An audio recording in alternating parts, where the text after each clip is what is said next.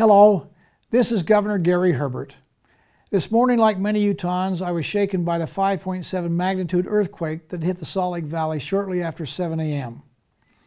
But you didn't need to feel the earth shake this morning or the numerous aftershocks that have followed in order to feel a little bit rattled.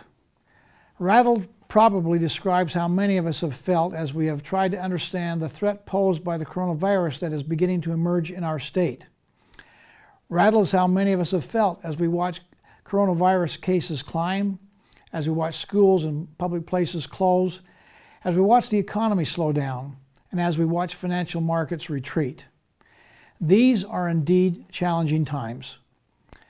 But if there's one thing I've learned over the course of my tenure in office, it is that Utahns are resilient and courageous in the face of life's challenges. Nelson Mandela once said, quote, "I learned that courage was not the absence of fear, but the triumph over it. The brave man is not the one who does not feel afraid, but he who conquers that fear," unquote. And that is precisely what I've learned from watching you and your families. I remember seeing understandable fear in the faces of foreclosed homeowners in the depths of the Great Recession. I remember seeing anxiety in the faces of families asked to evacuate their homes in the face of wildfire and flood. And I also saw, time and time again, how you stared right back at that fear, pushed it aside, and pressed forward. In characteristic Utah fashion, you not only found that you could sum up your own reservoir of inner strength, but you found meaningful ways to reach out and support one another. It has been said about Utah that the worst of times brings out the best in its people. So perhaps if I lived somewhere else, the combination of issues we are facing right now might leave me rattled long after a morning earthquake. But having tried my best to serve you, I know who you are. I know the heritage of this state that you honor. I know the values that you cherish and exemplify. And I know that you will do what you have always done. Roll up your sleeves and get to work, supporting your families and your neighbors. I'm grateful for our first responders who are the finest in the nation. They jumped into action immediately this morning to respond professionally and rapidly. I'm grateful for our educators who have adapted immediately to school closings and are keeping our students engaged through distance learning. I'm grateful for our community service providers who are caring for the most vulnerable among us. I'm grateful for our medical professionals who are sacrificing time with their families in order to treat those who have contracted coronavirus.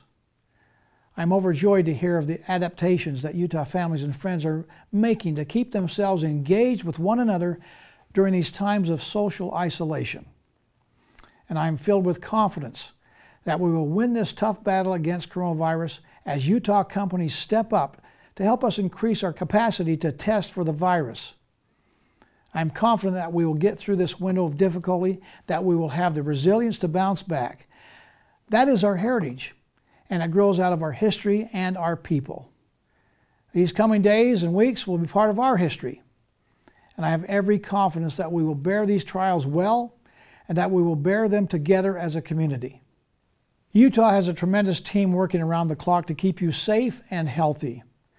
We have specialized teams working on increasing Utah's capacity to test for COVID-19 and a team supporting our hospitals and healthcare systems. We have a team focused on medical supplies, a team working on child care solutions. We have an education team. We have an economic response team. We will not let you down. I urge you to follow all recommendations from state and local officials. We need you to follow instructions to self-isolate if you have symptoms of COVID-19.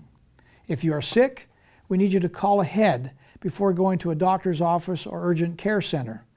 They will give you instructions of what to do next. Please take your social distancing seriously. Do not gather in groups larger than 10, and be aware that every new group you spend time with spreads the circle of potential exposure. At times like these, it is easy to feel helpless. Please know that you will protect your family, your neighbors, everyone you know, and countless people that you don't know by avoiding large group gatherings and heeding all other instructions that you will receive from state and local officials. You can do your part by watching out for each other. Check in on your neighbors, especially the elderly, and those who are immunocompromised. Also avoid rumors and false information by checking in with appropriate officials, whether they be city, county, or state. Trust your health officials. They will give you accurate and trustworthy information. Let's work together because we are all in this together. And by the way, our grocery store supply chains are good. Cows will still provide milk. Chickens are still laying eggs. Toilet paper is still being manufactured. Water is available. So please shop normally at grocery stores. Bare shelves are the result of panic buying, not an actual limit to our food supply. Please know that we are doing everything possible based on good science, accurate data, and good medical advice to keep you safe and healthy. Please help each other. Utahns are known for a spirit of cooperation, collaboration, and sacrifice. I have firm faith that God is watching over us as well. May He bless each of you and your families, and may God continue to bless the great state of Utah. Thank you.